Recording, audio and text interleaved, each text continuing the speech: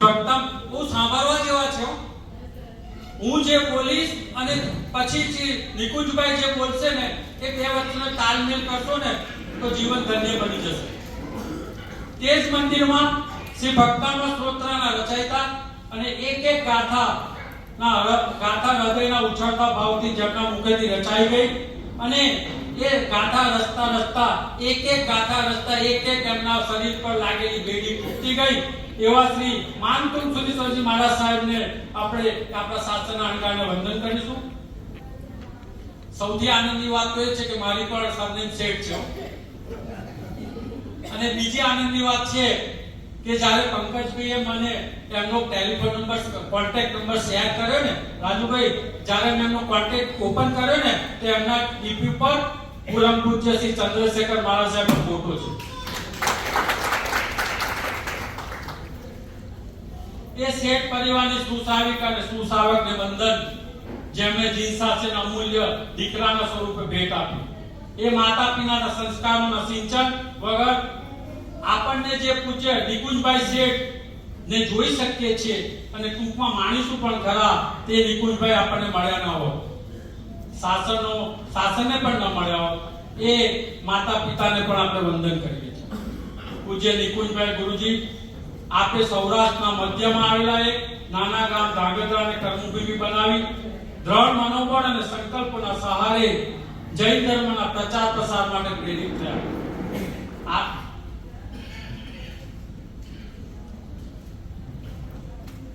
આપે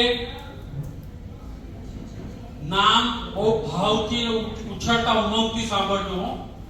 આપે યુવા હૃદય સમ્રાટ, સંસ્કૃતિ પ્રેમી, જીવદયા જેમના 3.5 કરોડ રૂવાટામાં હતી અને સાધર્મિક ભક્તિ જેમના હૃદયમાં હતા, સાધર્મિકો જેમના હૃદયમાં હતા, એવા પરમ પૂજ્ય વાત્સલ્ય વારિધિ શ્રી ચંદ્રશેખર વિજય મહારાજ સાહેબ પ્રેરિત પરમ ઉપકારી તપોવન સંસ્કાર ધામમાં સાધના અને શુદ્ધિ સાથે લગાતાર આપણે 2 વર્ષ સુધી સંસ્કૃત અને સંસ્કૃતિનો ગહન અભ્યાસ કર્યો છે. 21/2/2000 એટલે આજથી 23 વર્ષ પહેલા આપને દિવ્ય શક્તિનો સંકેત થયો.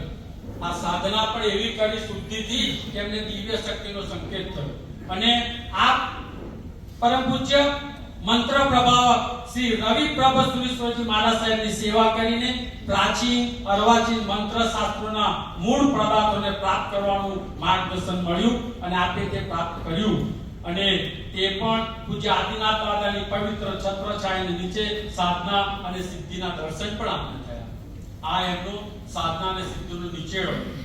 તપોવન સંસ્કૃત પાઠશાળામાં સંસ્કૃત અને સંસ્કૃતિના સતત અભ્યાસ કરવાથી 2001 માં પંડિત રત્ન એવોર્ડથી આપને સન્માનિત કરાયા.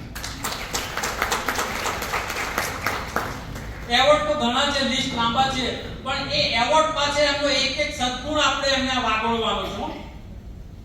આપે મદ્રાસ જૈન સંઘમાં 60 દિવસ સુધી શ્રાદ્ધ વિધિ, હું પણ અત્યારે પઠન કરું છું થોડું મારી સમજશક્તિ પ્રમાણે, શ્રાદ્ધ વિધિ મહાગ્રંથ ઉપર હૃદયસ્પતિ પ્રવચનોના માધ્યમથી અનેક આત્માઓને 9 લાખ મંત્રના સંકલ્પ લેવડાવીને ધન્ય બનાવ્યા અને સકલ શ્રી મદ્રાસ જૈન સંઘે 2010 માં ઓજસ્વી વક્તાનો એવોર્ડ આપીને આપને સન્માનિત કર્યા.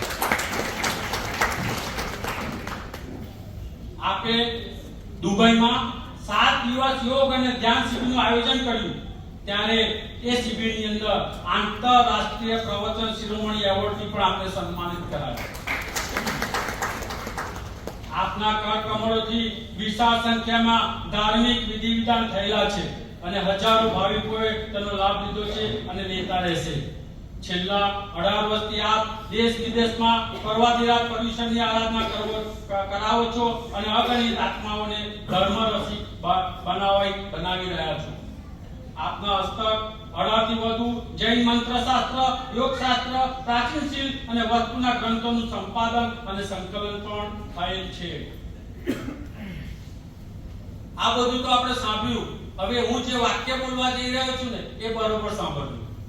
અત્યાર સુધીમાં લગભગ 100 થી વધારે પૂજ્ય પણ વધુ પૂજ્ય સાધુ સાધી ભગવંતો આપના સાનિધ્યમાં સમ્યક જ્ઞાનનું રસપાન કરી ચૂક્યા છે. આ નાની સુનો આંકડો નથી હો. 2011 માં સતત 3 મહિના એટલે કે 90 દિવસ સુધી મહારાષ્ટ્રના નાના ગામડાઓમાં મુંબઈ, નાસિક, નાગપુર નહીં, નામ જેને આપણે ખેડા કહીએ ને, નાના ગામડાઓમાં શ્રી નૌકા મહામંત્રને વિશિષ્ટ આરાધનાનું આયોજન કરેલું અને તે પામીને અનેક આત્માઓ વ્યસન મુક્ત બન્યા હતા. 2012 માં આપે ફક્ત એમની સાધના અને આરાધના ફક્ત જૈન શાસન પૂરતી સીમિત નથી રાખી.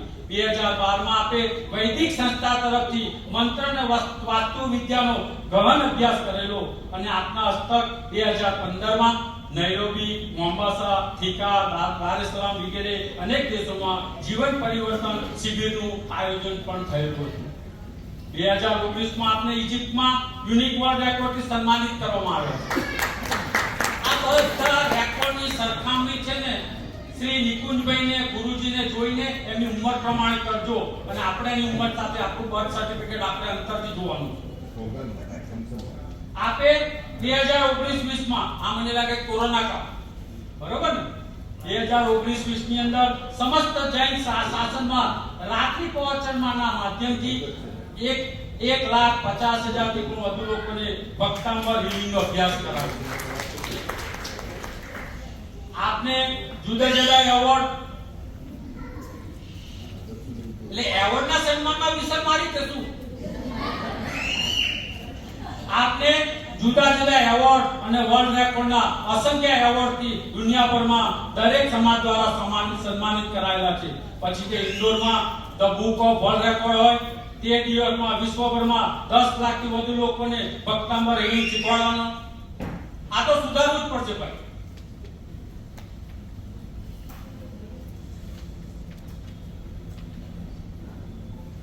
ભક્તાંબર હિલિંગ શીખવાડવાનો વર્લ્ડ રેકોર્ડ હોય.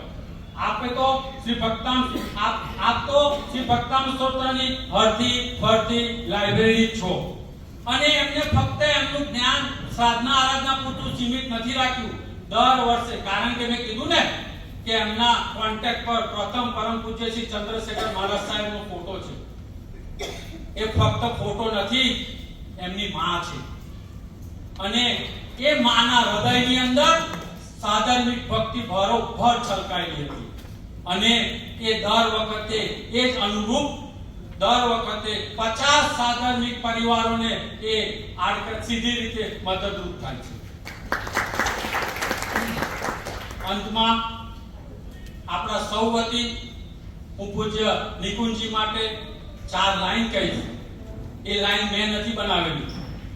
મારા ઉપકારી, મારા જીવનના સારથી, મારા ગુરુદેવ પૂજ્ય રત્નસુંદર સુરજી મહારાજ સાહેબ માટે એમના શિષ્ય મુનિરાજે બનાવેલી, પણ થોડા ઘણા શબ્દો આમ તેમ કરીને હું પૂજ્ય નિકુંજજીને હું સમર્પિત કરીશ.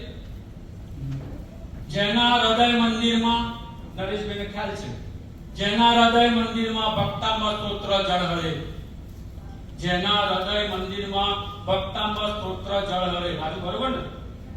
જેના વદન મંદિરમાં માં શારદા કેલી કરે, જેના ચરણ મંદિરમાં સૌ સંપદા આવી મળે, તે નિકુંજભાઈ ગુરુજી રહે સદા સ્મરણમાં, તે નિકુંજભાઈ ગુરુજી રહે સદા સ્મરણમાં. આવો આપણે પૂજ્ય શ્રી નિકુંજભાઈને માનતા પહેલા જે પરિવાર